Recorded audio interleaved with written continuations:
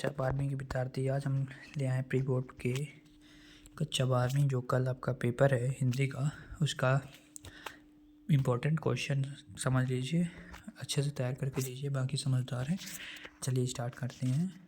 सही विकल्प का चयन कर लिखना है।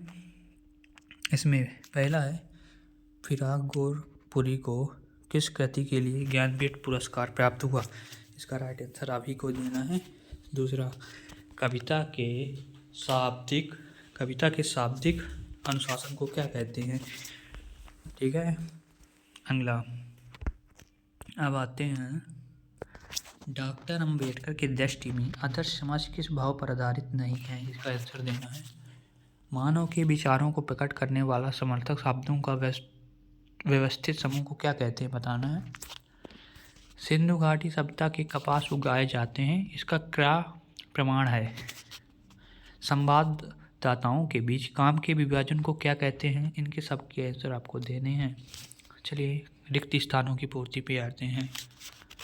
बादल राग कविता में सुखों को खालिस्तान क्या बताया गया है? आपको बताना। आचार्य भारत ने काव्य की आत्मा माना है, किसको माना है?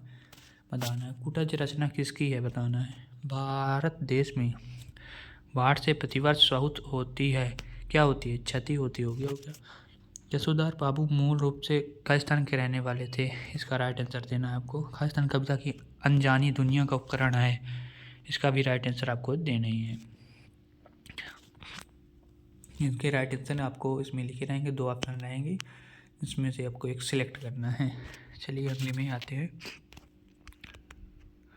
अब आते हैं, निम्नलिखित कथनों को समझ सत्य और असत्य बताना है। ठीक है। पहला, रघुवीर सहाय दूसरे तार सप्तक के कवि हैं, बताना है। दुर्मिल सवैया का दूसरा नाम चंद्रकला है, बताना है। डॉक्टर अंबेडकर बौद्ध मतानुयायी बने हैं, बताना है। आहा तुम आ गए आज्ञावाचक वाक्य है, बताना है। मनोहर श्याम जोशी की साहित्य अकादमी पुरस्कार सम्मानित किया गया, बताना है। सही है तत्व। इंटरनेट अंतरक्रियात्मक और सूचनाओं का विशाल भंडार है, बताना। ठीक है। अगले पे आते हैं। ये आपकी सही जोड़ी आ गई। सही जोड़ी आपको मिलाना है। आधुनिक काल के प्रवर्तक कौन से? रुबाइयाँ से किससे मिलेगी? उपमेय उपमान का रूप, पखवाड़ा, निषेधात्मक निपात शब्द, ओमथानवी मुद्रित माध्यम की विशेषताएं, इन सबको आपको बनाना है। देख लीजिए 2 मिनट के लिए।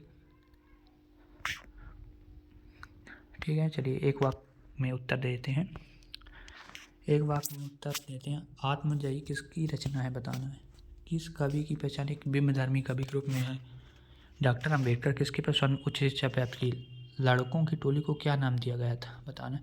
पुनरुक्त शब्द युग्म के 2 उदाहरण बताना है। ईख से गुड़ ज़्यादा निकले इसलिए गाँव के अन्य किसान क्या करते थे? बताना है। कौन सा स्तंभ जनमत को प्रतिबंधित करता है? ये बताना है। ये अब ऐसा क्वेश्चन है, आपको देख लेना है और अच्छे से तैयार करके जाना है। इसमें से बहुत सारे क्वेश्चन आपके पेपर में आने वाले हैं।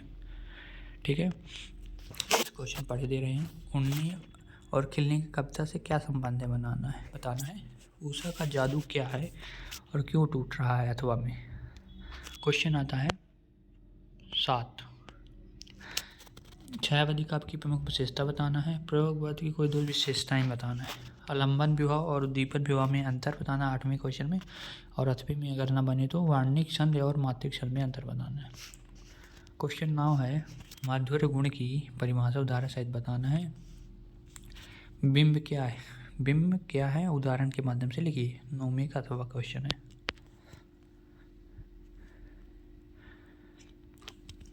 कहानी और उपन्यास में कोई 2 अंतर बताना है। 10वें में रेखा चित्र और संस्मरण में कोई 2 अंतर लिखना है।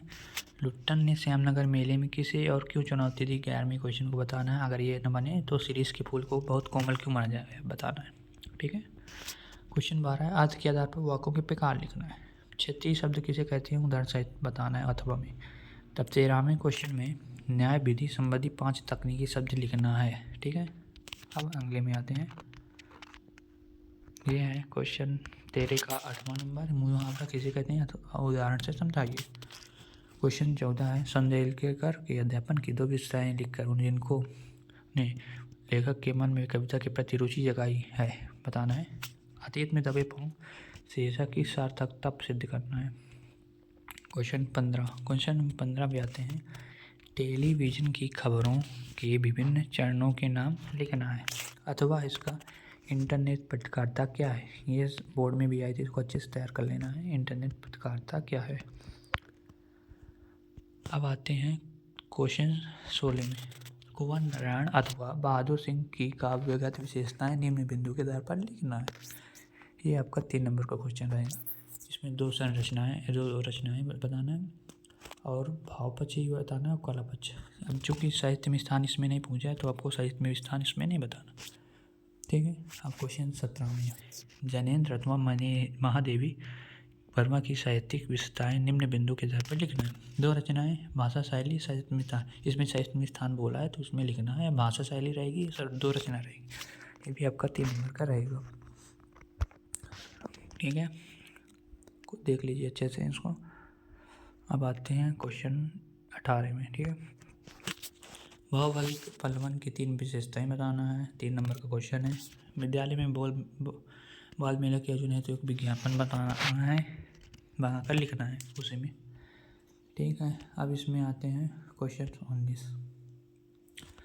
इसमें आपको निम्नलिखित अपठित गद्यांश में काव्यांश को पढ़कर निम्न के प्रश्नों को उत्तर देना है, ठीक है। जैसे उपयुक्त गद्यांश का शीर्षक लिखिए, इसके हिसाब से शीर्षक क्या होगा।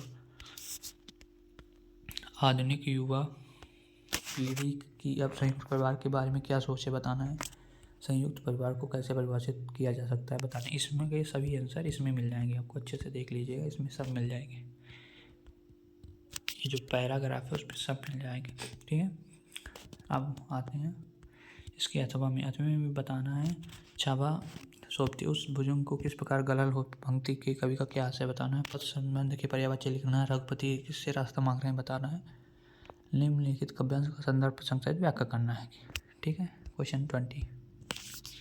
अब आते हैं बनिक को बनिचना, चाकर को चाकरी, ये उसका बताना है जो पिछला क्वेश्चन था इसका, अथवा ये नापके पादी वाले। क्वेश्चन 21 में आपको बताना है निम्न गद्यांश के संदर्भ प्रसंग से सही व्याख्या करना है। संदर्भ प्रसंग और व्याख्या लिखना है, ठीक है।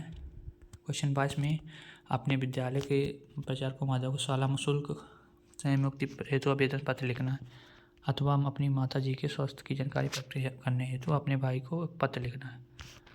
क्वेश्चन 23 में निम्न विषय पर एक रुपये से निबंध लिखना है, ठीक है। यहाँ से आपका कंप्लीट है, अच्छे से पढ़ लेना।